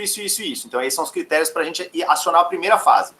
Da primeira fase para a próxima, como é que a gente justifica que a gente pode continuar? O DF tem que continuar baixo, com menos de tantos casos. Quer dizer, a gente constrói esse plano, tem que construir, não tem jeito. Não dá para ficar esperando que vá vir do nível central uma orientação. Não vem. E quando vier, é importante que você já tenha uma capacidade crítica de olhar a orientação e falar, isso não se adequa, isso se adequa, a gente não concorda com isso. Porque é isso, você imagina que se a escola está perdida, o nível central também está perdido igualzinho. Então não adianta vocês esperarem que venham deles um documento. É importante que vocês construam o documento de vocês e quando vier o documento deles, vocês tentem encaixar. Até porque, em geral, o que a gente tem visto é que planos de contingência, ou planos de enfrentamento, ou planos de recuperação, do nível nacional, ou do nível estadual, ou até do nível municipal, eles não enxergam o concreto do cotidiano. E o plano, ele só funciona se ele enxergar o concreto do cotidiano. Quem faz o quê, quando, onde, pega o pano daqui, põe lá, tem que ter tanto de álcool, tanto de onde está o mapa de risco. Então, mapa de risco da escola, fases de retorno, tudo isso vocês já podem fazer. E não tem que esperar o DF. Tá? Então, acho que isso não é um ponto-chave. Acho que é importante, por isso, pensar que o retorno e a mudança de fase só ocorre baseado no cenário epidemiológico do DF. Por quê? Porque a gente não tem governabilidade sobre a cabeça dos tomadores de decisão, nem da população em geral. Então, se a epidemia voltar a crescer, a gente volta uma fase a menos. Tem jeito. Entendeu? É o que a gente tem que entender. Agora, o que eu não acho é que a gente possa ficar parado. Então, qual é o plano de comunicação que a gente vai fazer? Nós vamos montar um plano de comunicação que envolve toda sexta-feira, ou toda segunda-feira, ou todo dia tal, a gente vai mandar uma mensagem para os pais comunicando como é que foi a situação da doença na semana passada. Informando como é que está a situação epidemiológica do DF, como é que está a situação epidemiológica na Asa Norte, que é o território da UBS, e como é que está a situação da escola. Ponto. Isso aqui vai lá. E o que a escola fez já na última semana ou pretende fazer na próxima para continuar a situação. Quer dizer, meio que tranquilizando os pais de que tem alguém monitorando a situação e guiando a escola no próximo passo. Então, acho que isso tem que acontecer, esse plano de comunicação. Bom, vamos pensar no plano para se tiver um surto. Gente, vamos pensar no caso, como é que a gente vai fazer? Quem que vai ligar? Vai ser a secretaria que vai ligar? Vai ser a professora da criança que vai ligar? Vai ser quem vai ligar para os pais? Nós temos a lista de todos os telefones atualizadas? Não temos? Temos um cadastro bom? Como é que faz? Aonde está esse cadastro? Então, e se alguém ficar sabendo um caso no final de semana? Quem vai vir aqui, vai pegar essa base e vai acionar quem, liga para quem? Então, temos que montar tudo isso. E isso não é fácil. Mas se não começar a escrever a versão 1, a gente nunca chega na versão 10. Então, a minha sugestão sempre, quando eu falo para os alunos, traz um rabisco para a próxima coisa, com uns tópicos do que você quer escrever, aí a gente estuda, discute, você volta depois para uma próxima versão. Quando tiver na 10ª, aí a gente começa a poder discutir melhor, porque vai estar mais robusta a discussão. Mas se alguém não fizer a primeira versão, a gente não chega na 10ª. Esse eu acho que é o ponto-chave. E aí, eu acho, só para comentar, eu acho que assim, parafernália tecnológica para controlar a epidemia, até hoje não se mostrou efetiva. Então, assim, tapete, então, assim, até termômetro é uma discussão importante. Acho que na escola, como a gente está lidando com crianças pequenas, que tem uma dificuldade de expressar o que está sentindo, eu acho que é cabível o termômetro. Mas assim, a gente tem usado o termômetro, anteontem eu fui no supermercado, fui lá no Atacadão, em Sobradinho. Aí tá lá o tiozinho lá com o termômetro, ele mede a temperatura, e aí quanto deu? 34 graus. Falei, rapaz, eu tô vivo com 34 graus? É isso, assim, mas o que adianta? Eu tô fazendo, o cara não sabe nem o que é aquilo, o que adianta fazer isso, entendeu? Então, esse é o cenário que a gente tem de vigilância, tem que pensar o que é efetivo. O tapete ajuda? Tá, mas eu vou trabalhar com as crianças, quando elas retornarem, eu quero que nós vamos tirar o sapato na entrada, nós vamos passar álcool a cada 2 horas no chão da escola. Então não tem porquê eu falar, sabe? Então vamos pensar o que é importante, porque senão a gente gasta o pouco dinheiro que a gente tem com com coisas inúteis, e a coisa que é importante a gente não fez, que é definir o protocolo. A cada quanto tempo vai limpar o chão da escola com pano com álcool? Ou com água sanitária? Vai ser a cada 2 horas? Nós vamos limpar no meio da manhã e no final? Nós vamos limpar só no final? Nós vamos falar com as crianças para não rolar no chão, que talvez seja mais importante do que o... Porque a pessoa que está eliminando o vírus, ela está soltando tanto vírus pelo sistema respiratório, que não é a desinfecção do sapato que vai fazer com que o vírus não entre na escola. Se ele entrou, está contaminando todo aquele pedaço perto dela. Não sei se faz sentido o que eu estou falando para vocês. Eu queria, tem 2 perguntas aí no chat, assim, eu só queria adentar isso. Assim, muito, e assim, como que é importante esse nosso comitê local, né, agradecer aí os esforços já que já está se reunindo, e a gente ampliar mesmo, e aí uma coisa que eu fiquei pensando muito, assim, na fala do Jonas, que ele fala de uma coisa, né, uma sistêmica mesmo, a gente pensar nesse organismo nosso que é a nossa escola, e né, a gente realmente envolver, porque a gente não tem feito isso ainda, né, envolver as pessoas da limpeza nesse plano, assim, totalmente, né, eles tinham que estar desde o início com a gente, assim, eles não estão. E aí, a gente também, as famílias que aqui estão, as professoras, gente, como esse comitê, ele é vital, a gente, né, já tem um planejamento do comitê, né, gente, de iniciar já na reunião com as professoras, mas a gente realmente precisa olhar isso aí para como está, né, e começar a fazer esse plano aí, com certeza. Tem 2 perguntas, Fabiana e a Ana Karina. Quer falar, Fabiana? Posso falar, sim. Não, é porque eu queria só saber, eu acho que ele já até respondeu agora anteriormente, né, sobre essa questão da reinfecção, né, porque assim, o que eu tenho visto, né, eu sou psicóloga também, além de ser pedagoga, eu acompanho algumas pessoas que eu tenho percebido que por já terem tido o Covid, né, já terem adoecido, já estarem bem hoje, elas acham que não tem mais risco nenhum, né, então assim, eu tenho visto esse comportamento repetitivo, assim, das pessoas que já tiveram o vírus, de falarem, agora eu já tive, agora é vida normal, agora eu posso sair, posso ir para aula, posso fazer o que eu quiser, porque eu não vou pegar de novo, né? Então, assim, eu acho que você já respondeu que para a Cíntia, né, que isso não acontece, né, que na verdade a gente não sabe isso direito, mas eu acho que é uma pergunta que tem ficado muito, que eu tenho visto as pessoas relaxando nesse sentido, eu já tive mesmo, já me recuperei, então agora eu posso fazer tudo que eu quiser. É isso mesmo, a gente já tem vários casos na literatura descritos de reinfecção, então não temos ainda toda a certeza de qual é o comportamento do vírus, então temos muito a aprender, mas eu não recomendaria menosprezar o risco, não. Sim, Jonas, você já tinha respondido antes, obrigada, viu?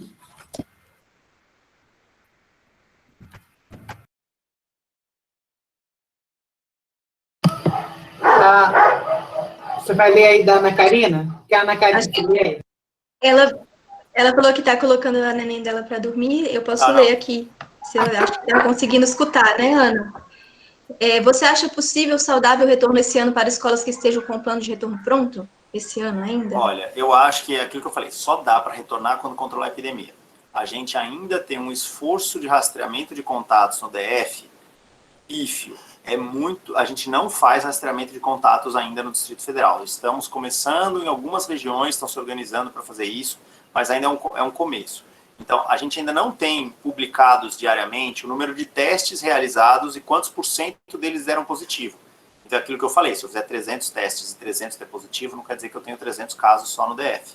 Então, a gente precisa ter um volume muito grande de testes para poder encontrar somente 300 casos e aí falar, já tem uma condição de, a epidemia está pequena, realmente podemos começar a pensar no retorno. E aí a escola tem que estar com tudo aquilo que eu falei. Eu acho muito pouco provável que a gente consiga chegar nesse cenário de 300 casos só, fazendo um esforço grande de rastreamento de casos e contatos, e num cenário de preparação das escolas esse ano. E se a gente chegar, vai ser muito próximo de dezembro, então já não cabe mais retornar nesse momento. Então eu acho que o mais racional é a gente gastar energia para que a gente volte esse ano professores e funcionários, para que a gente comece a construir efetivamente lá sentado o plano e treinar a biossegurança, porque não é uma mudança fácil. A gente vai mudar os nossos hábitos, é dolorido, gente. Então, eu acho que é mais sensato a gente pensar nessa lógica, sabe? De garantir fevereiro, imaginar que em fevereiro a gente está com tudo redondinho e controlamos a epidemia no DF. Aí a gente fala, não, então agora a gente volta sem sofrer, porque eu acho que a gente estava falando disso, não pode ser um movimento em que a gente adoeça mais, porque a gente vai ter absenteísmo por causa das pessoas adoecerem a saúde mental delas, esse nível de estresse. Então tem que ser um retorno bem gradual e bem tranquilo, para que isso não seja visto como sofrimento, porque para quem não tem estrutura para isso, eu lido com isso há muito tempo, então para mim faz parte do meu viver, mas é dolorido, então imagine para quem não tem essa cultura.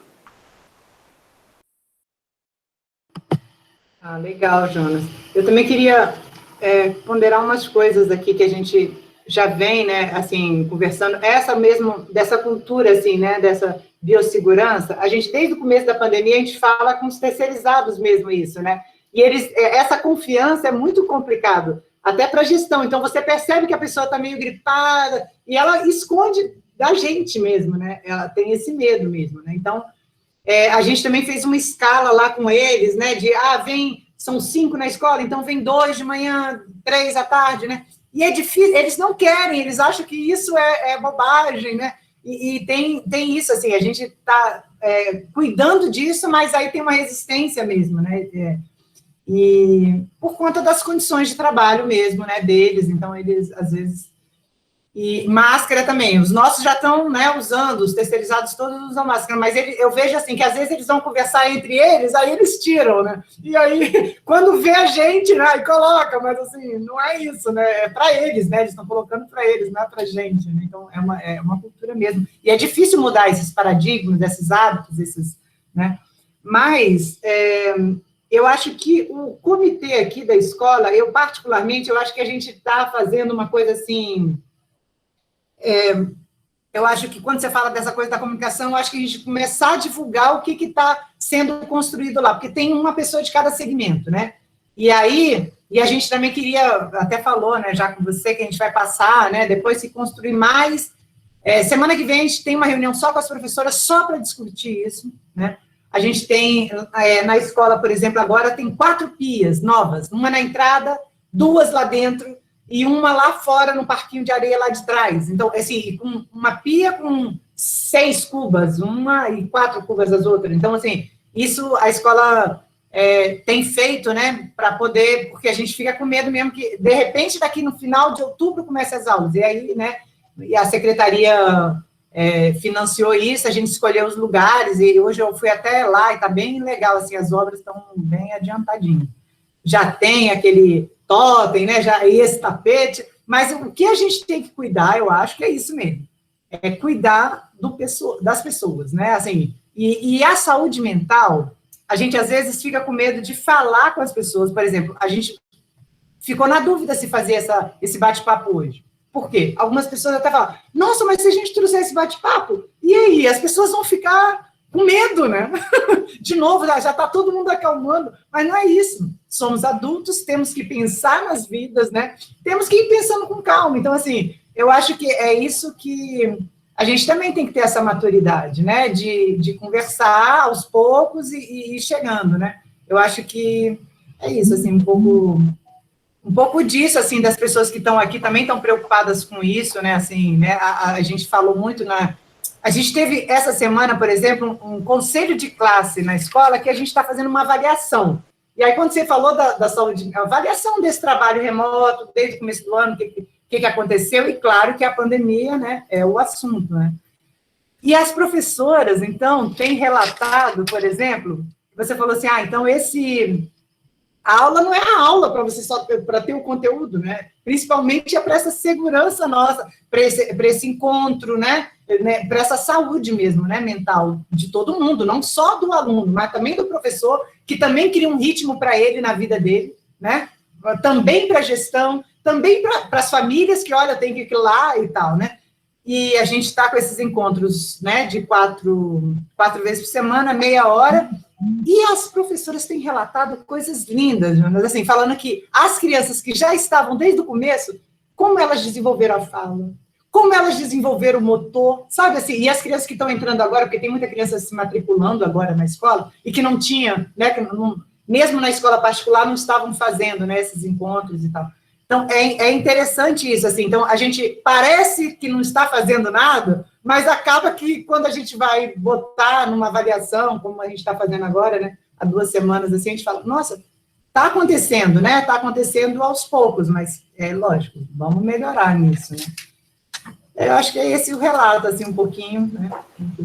Eu não queria, Luana, que minha fala tenha gerado medo nas pessoas. Não acho que a gente, é aquilo que eu tenho falado, eu acho que a gente não tem que ter medo. Eu acho que a gente tem que ter a preparação. Porque se eu estou preparado, estou organizado, né, a coisa não tem problema. A gente viu, por exemplo, que a letalidade da doença, ela é muito baixa. Se eu tenho tudo organizado, a letalidade é muito, muito baixa. Então, como é que a gente realmente organiza para que essa letalidade seja baixa e que a gente tenha pouquíssimos casos? Porque aí, efetivamente, a gente passa a lidar com esse vírus com muito mais tranquilidade. E se a gente for pensar, a gente tem doenças que têm letalidades, inclusive, maiores que ela. Então, é simplesmente uma questão da gente perder o medo e passar a encarar a doença, encarar os fatos, encarar a ciência e vamos nos organizar para que a gente tenha controle dela. Eu postei 2 links aí. Um deles, são 2 materiais que os alunos produziram, alguns deles ainda nem são versão final ainda, então avaliem se é útil para a escola. Então, um é uma proposta de plano de comunicação e um é uma proposta de plano de contingência, para usar de base. Tá? Então, talvez ajude vocês para pensar o da escola. Tá? Não utilizem ele como verdade absoluta, mas como talvez uma direção naquela ideia de que, bom, essa primeira versão, vamos já para ver se pega no tranco e sai os documentos que precisam sair, tá? E aí a gente tem lá na sala total condição de revisar esses planos. Então, sempre que vocês tiverem documentos e quiserem apoio, a gente tem condição. Jonas, olha, tem uma equipe que pode revisar esse material que a gente construiu para ver se tem comentários, sugestões. Então, a gente tem feito isso para várias escolas. Então, a gente tem total condição de fazer para a escola também. Tá? Isso não é uma coisa que é porque é meu filho, é porque é para todo mundo a gente está fazendo isso. O trabalho da UNB, a gente recebeu como incumbência da reitoria se organizar para apoiar a sociedade. E a gente tem mobilizado os alunos, todos, residência, todo mundo, para poder apoiar a sociedade. Então, qualquer escola que precise do nosso apoio, a gente pode revisar o plano. Qualquer município que precise de apoio, a gente pode revisar o plano e trabalhar essas informações. Tá?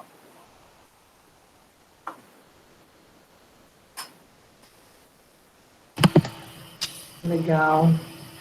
Alguém mais?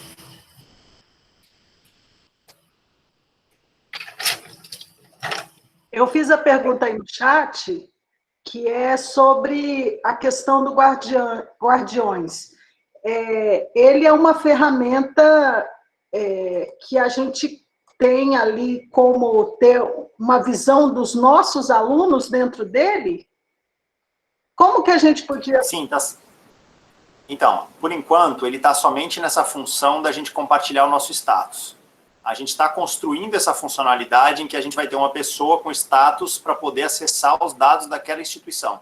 Tá? Então, essa funcionalidade está sendo desenvolvida pelos alunos também nesse momento. Mas a ideia é que até o final do ano isso tudo esteja bem montado, justamente porque a gente está imaginando assim, a UNB precisa voltar e isso tem que estar funcionando perfeito. Então, a ideia é que antes do final do ano toda essa funcionalidade esteja implementada para que a pessoa da instituição, o e-mail cadastrado pela instituição, receba o e-mail, bom, fulano de tal está notificando a escola que ele não está se sentindo bem hoje e que tem sintomas tais, tais e tais. E aí a gente pode desencadear essas atividades. Mas a gente está trabalhando isso. Mas hoje a gente já pode, e aí é um pouco aquilo que eu falei, da gente se educar. Então, agora, o que a gente poderia fazer é já mobilizar toda a nossa comunidade para começar a usar o Guardiões, porque é um hábito que a gente vai ter que criar. Todo dia eu vou lá e reporto lá. Então, tem uma cultura de construir em termos de compartilhamento da informação de saúde. Jonas, boa noite, eu sou Yasmine, orientadora educacional do SEI. Só queria aproveitar a fala do aplicativo, porque eu instalei agora enquanto você falava e eu tive dificuldade para fazer o cadastro, principalmente quando ele pede o grupo. Ele não aparece o grupo, né? Quando eu falo que eu sou vinculada a uma instituição. Acho que está em relação ao bairro, você deve ter colocado, tem um erro aí que eu já vi, isso vi ontem. Tem dois ele fala do Plano Piloto e Brasília, eu acho que tem os dois, não é isso? Eu vi Brasília e Asa Norte. Norte. Um deles que aparece. Asa Sul, Asa Norte, Brasília. Mas aí eu tentei Asa Norte, tentei Brasília e aí não consegui cadastrar, né? Como a minha instituição, que ele fala assim da instituição. Eu vou já olhar aqui para você no aplicativo e te digo, porque realmente eu vi esse problema quando eu fui cadastrar a ISA, na versão que atualizou. E é porque, na verdade, tem 2 bairros que estão iguais. A Asa Norte está em 3 categorias, e uma delas que está 115. Ah, Está está. 316 e a 115. Tá bem. Tá. E Tá. assim, são só as escolas da secretaria ou as particulares também vocês colocaram? Por enquanto, estão só as da secretaria. Não sei dizer se estão todas as escolas ali agora de cabeça. Eu acho que estão as da secretaria. Mas a ideia é que esteja aberto para instituições que queiram se cadastrar. Então, a ideia é a gente instrumentalizar a sociedade para que ela possa fazer vigilância. Então, sim, a ideia é que um hospital particular, que uma escola particular, que uma empresa de grande porte, todas possam se cadastrar e poder vincular os seus funcionários lá dentro. Tá bom. Obrigada.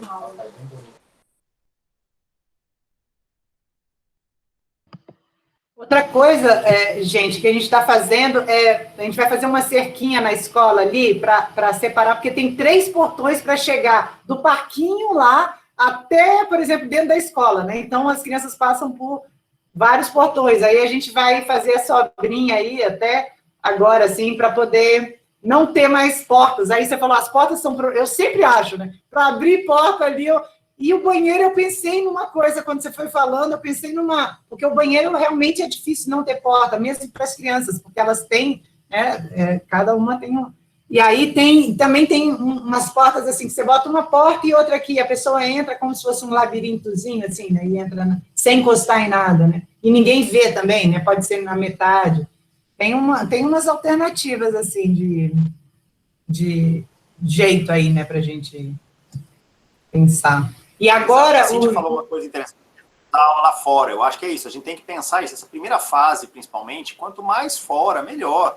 Né? Então, assim, a gente outro dia fez uma reunião, todo mundo fora, não numa sombra, bota as cadeiras longe e fazer uma reunião lá, num quiosque, entendeu? Assim, reuniões de equipe, mesmo da Secretaria de Saúde, eu estava vendo uma foto de uma amiga minha numa reunião ontem, eles acharam um lugar que tem um quiosque lá, montaram a mesa lá fora, então as reuniões que eles estão fazendo para coordenar a resposta da Covid é num ambiente super ventilado. Então, como é que eu penso isso, né? Aquela pedagogia da árvore, né?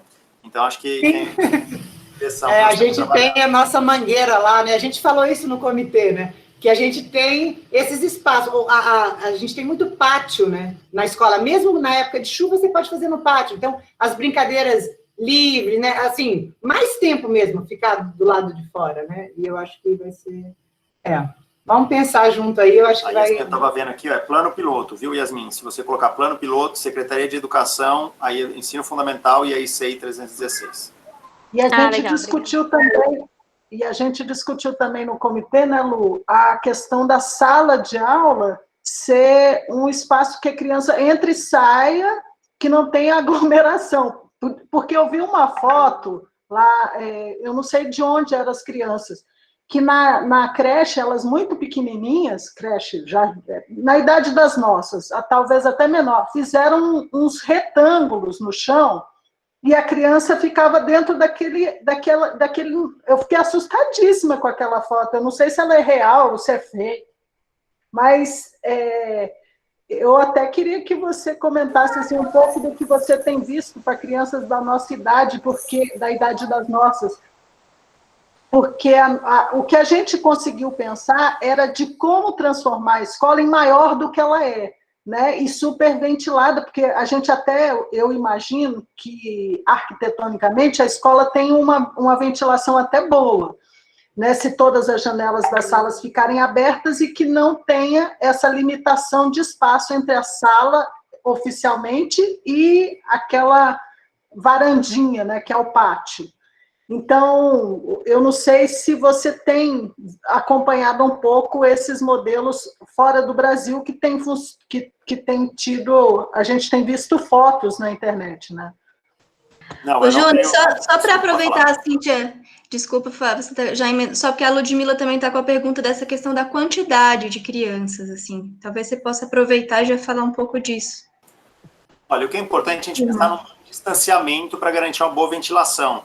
E isso não é uma verdade absoluta. Por quê? Porque se eu estou num lugar super ventilado, talvez a distância não seja tão importante.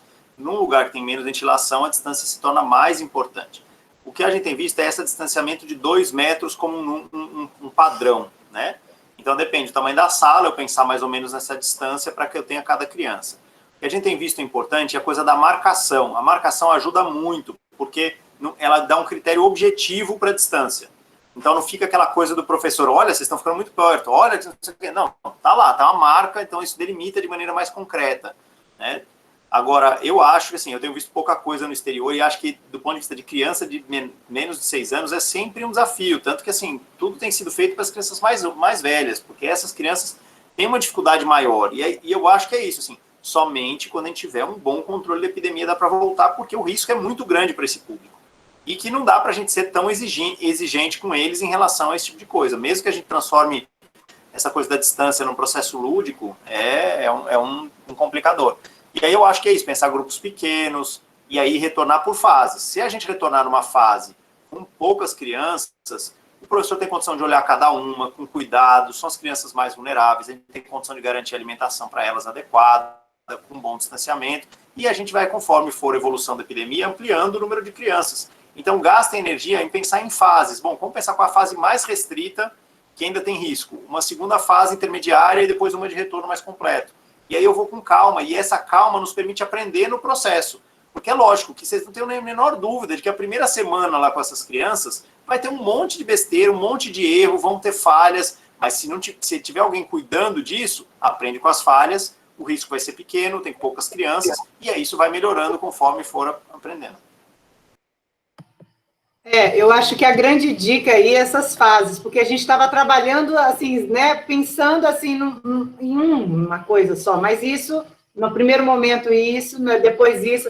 Eu tenho assim, dói meu coração de ver as crianças que, por exemplo, que estão afastadas da escola hoje, por exemplo, e que às vezes a gente vai levar o computador lá no Itapuã, no Paranoá, ou a cesta básica, e chega na casa da pessoa e a criança está com 10, né? E a família está trabalhando. Então, quer dizer, e a escola vazia? Sabe, o que me dá é assim...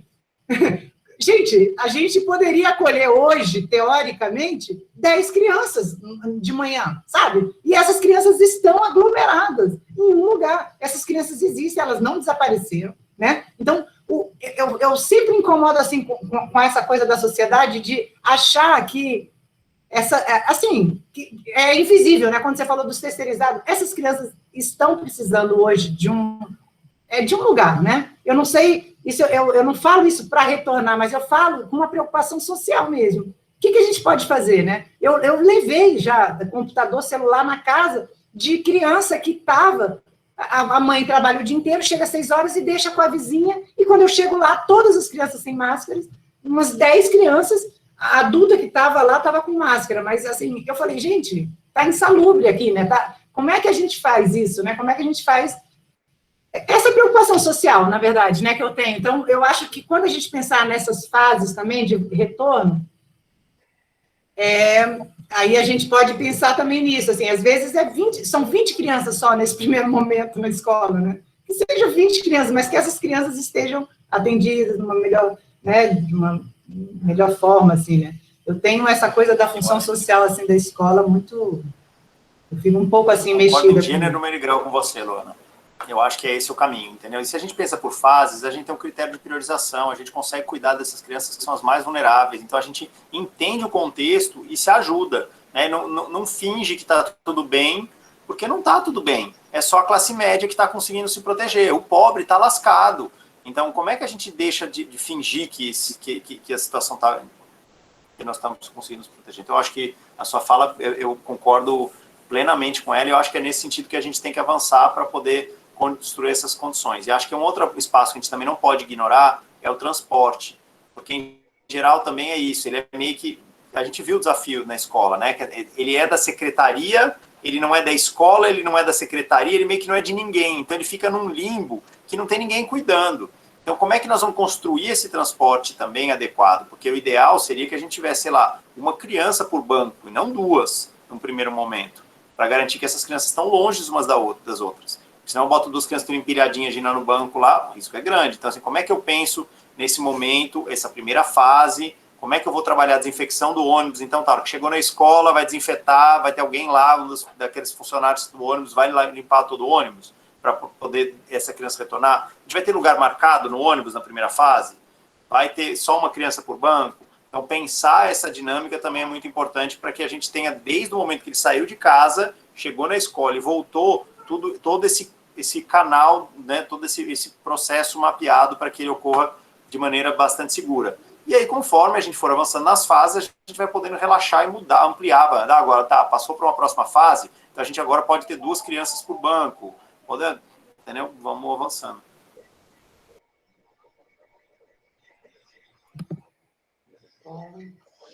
Acho que foi bem válido aqui, né, gente? Tem mais alguma questão aí? 1h30 aqui de reunião.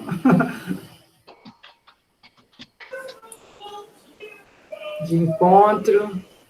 Eu acho que já temos bastante elementos aí para trabalhar.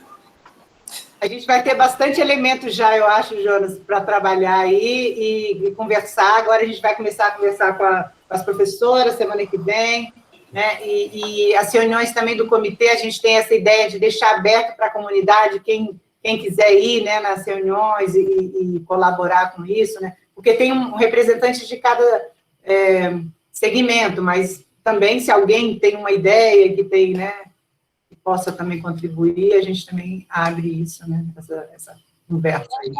A gente tem a mãe, a Patrícia, né, que ela tá aí, também ela tem uma escola, né, não sei se a Patrícia está podendo falar, mas ela falou aqui no chat essa questão da gente repensar mesmo a rotina, os paradigmas, tudo isso de uma maneira mais ampla, e já é uma pessoa que também já tem um caminho aí, que já começou esse retorno, né, não sei se ela pode falar agora, tá podendo, mas que se prontificou a nos ajudar também, uma vez que ela já está fazendo esse processo lá na escola dela, né, com todo o cuidado e o carinho aí. Também temos a Ana Karina, né, que fez várias perguntas também, que é também da Escola Waldorf, professora da Escola Waldorf da Moara, né, então, assim, isso é legal, a gente vê que a nossa comunidade, né, é mais ampla também, né, a nossa comunidade não é só a 316, né, tem mais gente aí, né, cuidando da gente, a gente cuidando deles, e aí a gente vai formando essa rede aí, muito legal, assim, essa presença aí das pessoas também nesse encontro. E a gente vai divulgar isso no nosso canalzinho lá do YouTube aí também, para ter chegar mais gente, né? Tá, joia, contem com a gente na UNB, contem comigo como pai, também à disposição. Eu peço desculpa por não estarmos, nem eu nem a Verusca, conseguindo participar tão ativamente em cada um desses espaços. A sobrecarga para a gente tem sido muito grande, por entender que o nosso papel nesse momento é mais com a sociedade em geral do que só com a nossa escola, só com a nossa proteção individual. Mas saibam que a gente está disponível e tudo que vocês precisarem, eles podem acionar a gente para poder contribuir nesse enfrentamento, aí, nessa construção do nosso novo normal, mais humano, cuidando mais das pessoas, né, e acolhendo mais. Obrigada, então, gente. Obrigada a cada um aí que está aqui presente. Obrigada às pessoas que vão assistir aí no futuro. Todo mundo que colaborou.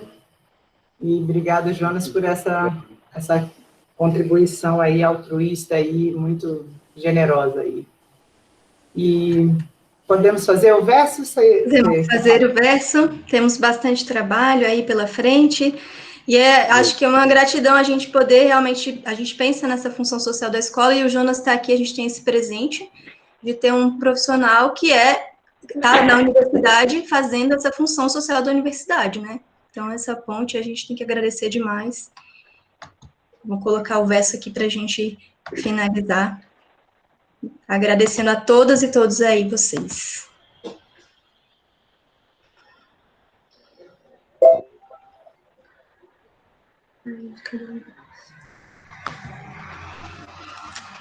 Eu fui abrindo os protocolos tudo aqui para salvar e perdi o negócio do verso. Bom, eu vou falar o verso então para não ficar enrolando. Ou se alguém também quiser falar. Eu fui abrindo e salvando aqui na pasta para a gente ir construindo as coisas juntos aí.